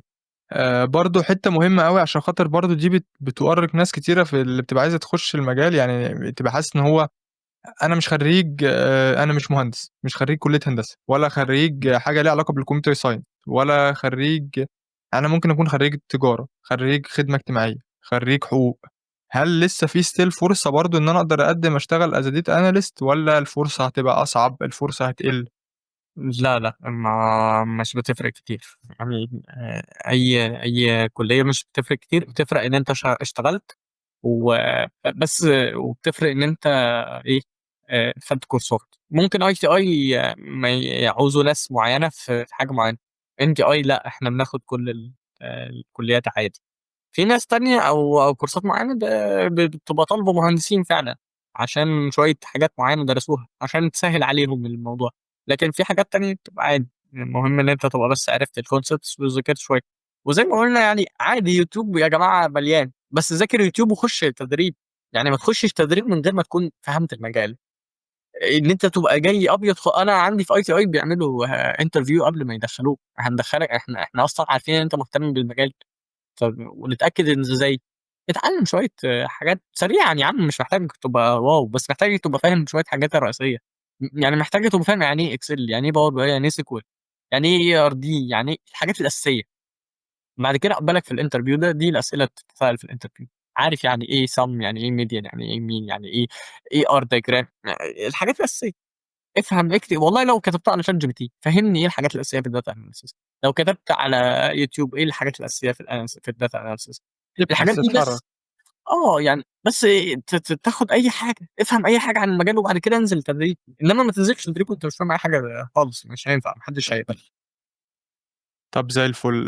سؤال برضه تاني يا باشمهندس بيقول لك هو الفكرة في حد ينفع يشتغل remotely من شركة برّه مصر مثلًا وهو في البيت وهو data analyst junior data analyst مثلًا لسه بادئ في يعني اتعلم الأدوات وخد له تدريب كده ينفع يشتغل remotely من البيت والّا والله الموضوع دي بيبقى ده يعني أنا اشتغلت remotely في ألمانيا، بس في مجال الAI، ما اشتغلتش في الdata analysis.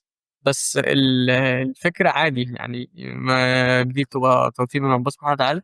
وفي نفس الوقت برضه زي ما قُلت لك ما فيش حد هيعيّنك غير وأنت معاك شهادات كتيرة ومعاك skills ومهارات كتيرة يعني. محتاج يبقى معاك شوية حاجات، بس عادي الشغل موجود سواء كده أو كده، طب الشغل موجود. الشركة اللي في ألمانيا اللي شغّلتك remotely كان إيه عرفتها إزاي، قدرت تجيبها إزاي، عرفوك إزاي؟ كانت بنت زميلتي كانت معايا في سامسونج، فعملت لي recommendation. كانوا هُم طالبين حد وحصل بقى الprocess العادية، وزي ما ناس كتير هتعمل لك recommendation، بس لازمًا تبقى قد recommendation. يعني أنا في ناس عملت لها recommendation، بس أنت لازمًا تبقى قد recommendation. فاهم؟ صح يعني الله حد هيعمل لك recommendation تبقى واثق إن أنت حد هتدخل هتبقى فعلًا قادر إن أنت تعدّي الprocess. صح زي ما قُلنا الconnection بقى، علاقاتك الكتيرة، دي بقى في مجالنا مهمة جدًا. كوّن شبكة علاقات كبيرة جدًا، فده عنده position هيبعت، وده عنده position هينزّل، كوّن شبكة علاقات كبيرة. طب زي الفل، يعني أنت محتاج network وتعرف ناس عشان تقدر تعمل لك recommendations وممكن الفرصة تيجي لك وأنت مش قدّها، فأنت محتاج بقى تتعلّم كويس وتبقى عامل projects كويسة، معاك على الأقل حبّة شهادات، يعني شهادة والّا 2 بس مش بالضرورة حتى لو مش موجودين عادي، بس أهم حاجة الprojects بس عشان خاطر لمّا الفرصة تيجي لك تبقى قدّها وتقدر إن أنت تشتغل فيها، ما تبقاش جات تمام، لك الفرصة وراحت منّك في نفس الوقت. بالضبط، بالضبط كده. تمام. خلاص إحنا ربنا كرمنا وقدرنا نجيب الشغل إذا كان remotely أو إذا كان من الشركة أو قدرنا نجيب الinternship، بس وصلنا لمرحلة إن إحنا نعمل interview. إيه أكتر الحاجات اللي بتتسأل في الinterviews؟ إزاي أحضّر الinterview؟ إزاي أجهّز نَفْسي؟ إيه الأسئلة اللي أنتم بتسألوها كتير في الinterviews الحاجات دي؟ ماشي، هو أنا مش باسأل في الinterview، أنا بابقى بافلتر بس بس الأسئلة عامةً يعني إحنا قُلنا الfiltration أنا بافلتر إن أنا يبقى عندي مشاريع كتيرة ويبقى عندي projects كتيرة وعندي skills كويسة، ومهندل الCV بتاعي، مهندل الsections، مهندل المشاريع، مخلّي عادي على فكرة. يعني في ناس بتحب في ناس تقول لك اعمل resume واحد، ما فيش حاجة صح وفي حاجة غلط، بس في حاجة إيه، إن أنت تبقى حاطط فيه كل المهارات بتاعتك يعني. يعني ما عادي صفحة، عادي صفحتين، عادي، الموضوع بقى flexible جدًا. الحاجة التانية دي في الfiltration الأول يعني قبل الجزء التاني. الحاجة التانية إني برضه أكون عامل قُلنا متدرّب في أماكن كتير، يعني نزلت أماكن offline وonline. طيب الأسئلة في Excel بتبقى أكتر على جزء الإيه، قُلنا الfunctions. الpower BI بيبقى على إن أنت تطبّق. الSQL بيقول لك فهّمني اللهم صل وسلم وبارك على سيدنا محمد، فهّمني الAR، فهّمني الfunctions بتاعة الindex، فهّمني الfunctions برضه الحاجات الadvanced في الSQL، فاهم؟ بيعرّف يعني بيخلّوك إن أنت تعمل طب إيه الsubtotal، طب إيه مش عارف إيه، فاهم كده. بيبقى في أسئلة كتيرة جدًا، وعلى فكرة ChatGPT ممكن يساعدك في الأسئلة. يعني لو أنت كتبت على ChatGPT إيه هي الأسئلة اللي ممكن أتسألها في الinterview في الdata analysis في الPython، إيه الأسئلة اللي هتسألها في SQL، أسئلة هتسألها في Power BI، هيساعدك جدًا يعني. يعني فعلًا ChatGPT بيدّيك أسئلة واقعية من أرض الواقع، آه، مش آه. يعني سمعت برضه إن الHR نَفْسهم ساعات بيستعينوا بChatGPT في إن هم بيحطّوا الأسئلة اللي تتسأل في الinterview. هل الكلام ده فعلًا حقيقي؟ لأ مش دايمًا بس مش دايمًا. الأسئلة هتساعدك. يعني إمم. الأسئلة دي هتساعدك إن أنت تفهم دماغ الHR بيسأل إزاي، لإن هو أكيد بيسأل، مش هيخترع أسئلة. دي الأسئلة النظري كل الناس بتسألها، فهو ChatGPT بيجيب لك أكتر أسئلة يعني إيه الناس بتسألها، فلأ دي مهم جدًا. طَب إحنا كده يعني هنخُش بقى على حتّة نجاوب أسئلة الناس عشان خاطر إحنا طوّلنا عليك أنت فاهم؟ لا، لأ خالص. وأنا عارف إن أنت جاي أصلًا تعبان من الشغل، فمعلش أيوه. تعبناك أكتر. لا، لأ خالص. فخلّينا نشوف كده أسئلة الناس. ماشي، هو أول سؤال من باشمهندس أحمد الضاحي بربري، بيقول لك إزاي أقدر أدخل مجال الanalysis في الhealth care في المجال الhealthy أو مجال الصحة، إزاي أبقى إمم. data analyst في المجال الصحي عمومًا؟ في في dataset كتير من كاجل هتساعدك في المجال، تمام. ودي كانت حتى وأنا باعمل الinterview عندي وعرضتها كانت كويسة. الحاجة التانية أي department. أنا في department الHR، في حد في الHR planning، في حد في departments كتيرة، يعني في departments كتيرة. الHR planning دُولة بيحددوا الperformance بتاع الHR، مين الHR اللي حقق الtarget مين لأ. ناس تانية بتحقق أنا عندي كسبت قد إيه النهارده وخسرت قد إيه. ناس تانية بتجيب أنا والله عندي كام سرير فاضي، كام سرير مليان، عندي ممرضين قد إيه، عندي دكاترة قد إيه. فما فيش حاجة واقعية، يعني ما فيش حاجة عادي. أنت كdata analysis بشكل عام بتجيب data set. عندك كاجل، عندك هيئة الإحصاء في السعودية، عندك هيئة الإحصاء في الإمارات، عندك كل دي حاجات ممكن تقدر تجيب منها data، وعندك كاجل طبعًا. كل دي حاجات تقدر منها تجيب data وبعد كده تشتغل projects في المجال الhealth care. يعني مش محتاج أبقى دكتور ولا محتاج إن أنا أبقى عارف المصطلحات الطبية أوي ولا الكلام ده كلّه، لا، لا، لأ. بس طبعًا لو أنا دكتور واتعلّمت المجال طبعًا ده هيفرق معايا كتير جدًا، إمم. حتّة إن أنت يبقى عندك الميزة ديّة. أكيد طبعًا، أكيد طبعًا. طَب زي الفل. السؤال التاني من باشمهندس أيوب، بيقول لك هل يمكن الاعتماد على بايثون ومكتباتها فقط في تحليل البيانات دون الحاجة لتعلُّم أدوات أخرى زي Excel أو كده؟ فبيقول لك هل هي بتغني في بايثون تغني عنّك تغني إن أنت تستخدم أي أدوات تانية في مجال زي علوم البيانات ومجال زي تحليل البيانات والّا إيه بالضبط، والّا لازم ماشي. أتعلّم أدوات تانية؟ في الdata science الPython يغني، لكن في الdata analysis لأ. إمم. يعني في الPython في الdata science ممكن تغنيك عن الأدوات التانية، لكن as a data analyst مش هتقدر. بالضبط. بس أنت زي ما إحنا قُلنا already أنت عشان تبقى data scientist كويس أصلًا محتاج إن أنت يبقى عندك خلفية كويسة في الdata analyst. و مضبوط. وده ما يمنعش إن أنت تتعلّم الاتنين، يمكن ييجي لك فرصة هنا أو ييجي لك فرصة هنا وتبقى تحاول برضه تدوس في مجال الdata science. مضبوط. تمام. باشمهندس أكرم بيقول لك سؤال بخصوص تحليل أو علوم البيانات، إيه المهارات المطلوبة؟ ده جاوبناه. البيانات وكيفية البداية الصحيحة للمحلل، ده خلاص قُلناه. بيقول لك هو خريج تجارة، ودي قُلنا إن هو عادي مش لازم إن أنت تبقى خريج كلية معيّنة أو الكلام ده كلّه، أنت عادي ممكن تبقى محلل بيانات من أي كلية ما فيش مشكلة. إمم. سؤال تاني بيقول لك ده نفس برضه السؤال جاوبناه. واحد تاني بيسأل برضه بيقول لك هو جاي له شغل بمرتب 5000 جنيه، يشتغل محلل بيانات، إيه الدنيا؟ أنا بازعل جدًا من الناس اللي بتستغل الناس والله يعني. بُص يا ابني يعني اقبل معلش. المرتب ده طبعًا قليل جدًا، فما فيش مشكلة اقبل، وأول فرصة اجري. أول فرصة اجري طبعًا، يعني يعني بس هو ياخد. ياخد الexperience ده اللي والله اللي على طول باقوله لهم، عشان خاطر لسه كان حد بيتخانق معانا في الpage عندنا اللي هي بننزّل فيها الjob offers، إحنا منزّلين job offer إن هو المرتب 7000 جنيه. فباقول إمم. لهم: "يا جماعة هو بيبقى كاتب إن هو محلل بيانات، بس هو مش من جوّه ممكن بيبقى شغال على الExcel بس." أدي data أول حاجة. entry وحاجات كده يعني. بالضبط، أدي دي أول حاجة، هو بالنسبة له ما يبقاش عارف إيه الفرق ما بين الdata entry والdata analyst بس يالّا، وبيكتب الرقم دوّة. حتى لو كده خُش خُد الexperience اشتغل شهرين كإنّك هتاخد تدريب، ما أنت كنت ناوي تاخد تدريب مجانًا. هتشتغل أي بالضبط. شغلانة كده وخلاص بمرتب وتمشّي الدنيا تتعلّم منّه حاجة، وبعد كده تمشي تاخد حتى على الأقل communication skill وتمشي، مش مشكلة. يعني بالضبط.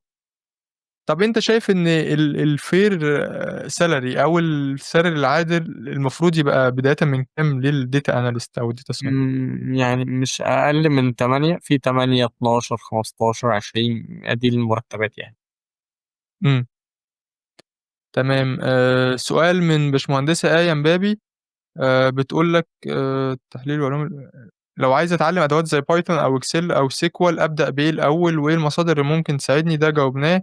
إيه المهارات الأساسية اللي لازم أكتسبها علشان أكون محلل بيانات شاطرة؟ قُلناها برضه. زي البرمجة. إزاي أقدر أبني portfolio؟ دي ما اديتكش فرصة أوي فيها يا باشمهندس. إزاي ماشي. تقدر تبني portfolio؟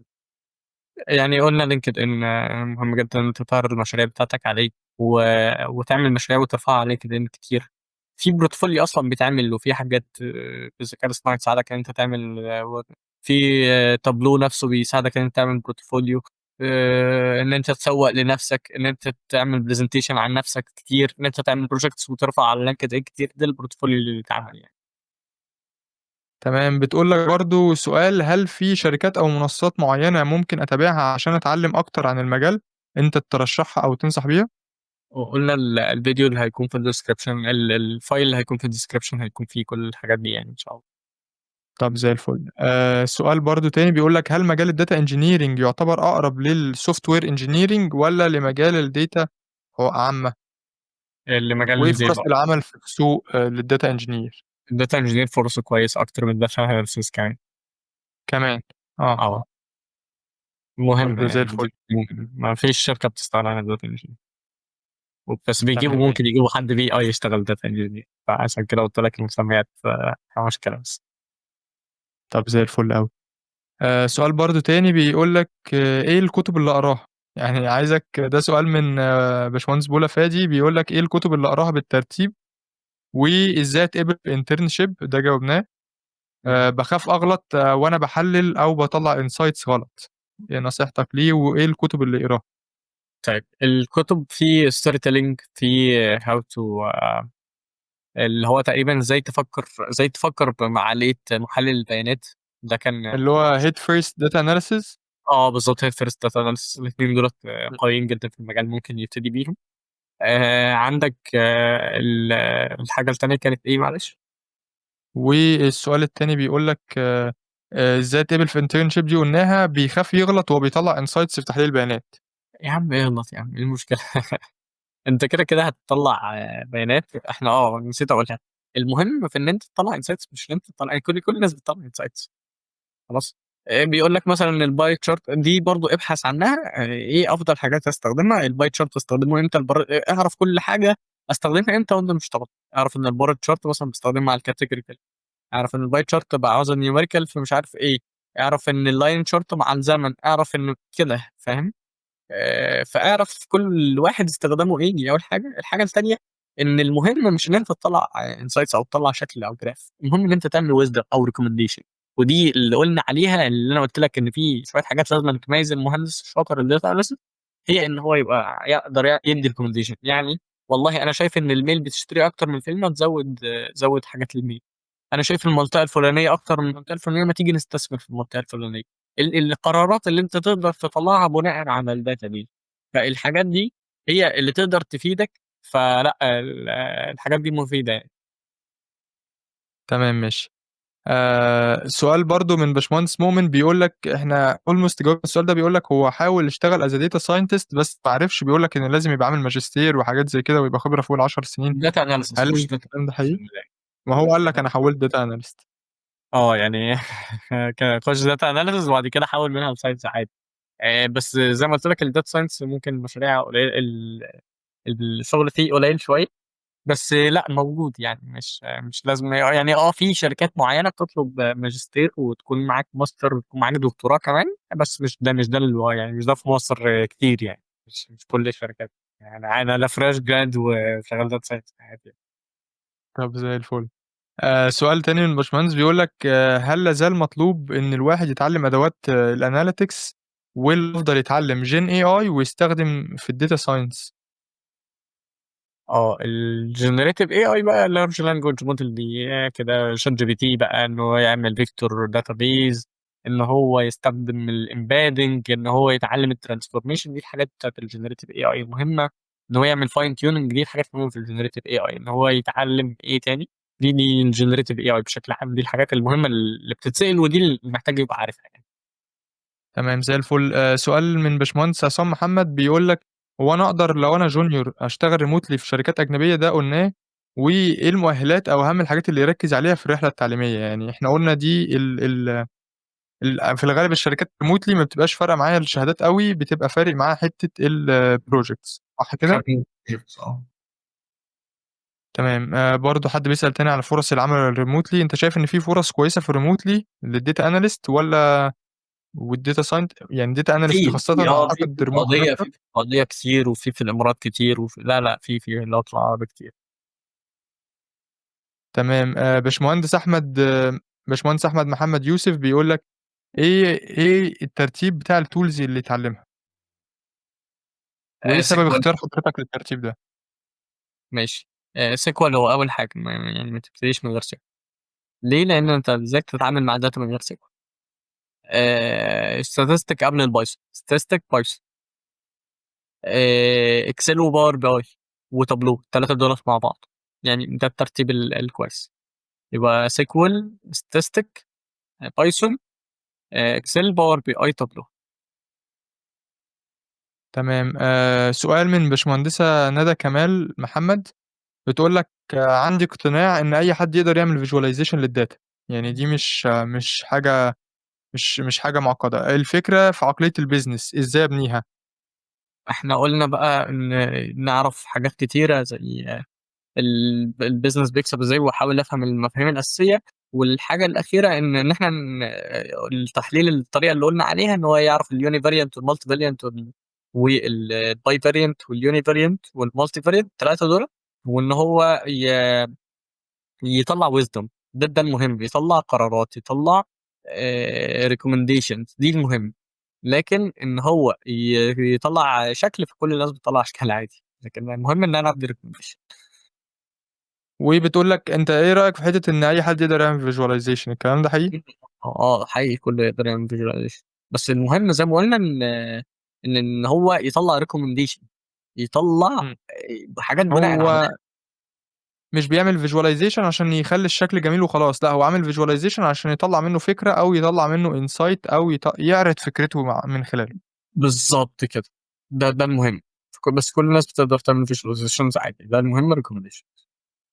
تمام. وبتقول لك إزاي أقدر أكون قوية في الdata cleaning عشان كل ما بتيجي تعمل project بعد ما بتخلّص بتلاقي إن بيتقال لها إن biologic الdata مش clean، يعني ما اتعملتش كويس مثلًا.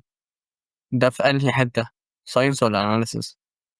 مش هي ما ذكرتش، هي قالت أعمل إزاي في الdata cleaning. طب إيه الفرق يا باشمهندس الdata cleaning بالنسبة الdata لك؟ cleaning بتاعة الscience أنت لازمًا كل مرّة تغيّرها، يعني مرّة تغيّر الout layer، مرّة تشيل مش عارف إيه، مرّة تحط إيه، كل مرّة لازمًا تغيّرها، ما فيش نهج ثابت، لغاية لمّا الmodel يتحسن معاك في الdata science. لكن الdata analysis لأ، الحاجات بتبقى واضحة، أنا هاعمل شوية duplicate هاشيلهم، شوية null هاهندلهم، شوية حاجات هاعمل لها fill بالmean وmedian mode. لكن لأ، يعني الdata analysis بتبقى خلاص هي طرقها معروفة في الanalysis، في الanalysis بتبقى طرق معروفة. لكن الscience لأ، أنت ما فيش حاجة ثابتة، فأنت محتاج تغيّر كل مرّة وتجرّب كل مرّة وتجرّب، مرّة تfill بالmean ومرّة تfill بالmedian لغاية لمّا إيه، الmodel يطلّع accuracy معاك واضحة يعني. تمام زي الفل. سؤال تاني من حد من الباشمهندسين بيقول لك لو حابب أشتغل والشركة عاوزين خبرة معيّنة، يعني مثلًا ساعات في شركات بتبعت تقول لك عايزة سنتين خبرة، 3 سنين خبرة وهكذا. قدّم هل لو عمل مشاريع يقدر يقول إن هو عنده خبرة كويسة؟ يعني أنا مش fresh grad بالضرورة إن هو يكون وعندي اشتغل سنتين؟ إمم، أنا fresh grad وعندي خبرة سنتين ونُص، 3 سنين. إزاي؟ كنت الحمد لله كنت واخد ده من وأنا في الدراسة. فالخبرة مش بنحسبها بناءً على إن أنت fresh grad والّا لأ، بنحسب الخبرة بناءً على إن أنت اشتغلت وأخدت كورسات ونزلت تدريبات واشتغلت يعني من إمتى. تمام زي الفل. سؤال من باشمهندسة ريما بتقول لك إزاي أعزّز تعلُّمي في تحليل البيانات؟ ده جاوبناه. وإزاي أعزّز إن أنا أجد وظيفة مناسبة؟ ده جاوبناه برضه. وبتقول لك إن هي بتتعلّم ذاتيًا بس ساعات بتحس إن هي ضايعة، بتحس إن هي تايهة.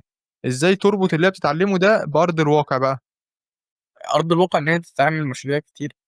المشاريع والله في الشركات مش بعيدة أوي عن الشغل لوحدك عادي. بس هي تحاول تنزل كورسات أو تحاول تنزل شركات، يعني خلاص الكورسات الأونلاين خلاص جميل، أنتِ لغاية دلوقتي حلو، انزلي بقى، ابتدي بقى انزلي تدريبات مع NTI مع ITI، ابتدي انزلي في شركة، ابتدي قدّمي بقى، يعني قدّمي إن أنتِ تنزلي ده. الحاجة التانية المشاريع الكتيرة لوحدِك حتى قريبة من أرض الواقع. أرض الواقع إحنا مش بنتعلم حاجة جديدة، إحنا بنعمل نفس الحاجة بس. الفرق الcase إن أنا في department معيّن عايز حاجة معيّنة، لكن أنت شغال على كل حاجة، لكن أنا شغال على حاجة معيّنة بس. طب زي الفل. بتقول لك طب في مصادر تقدر تعتمد عليها للتعلُّم على اليوتيوب حاليًا لو أنت file بقى في قُلنا file الPDF؟ ده، PDF ده فيه كل حاجة.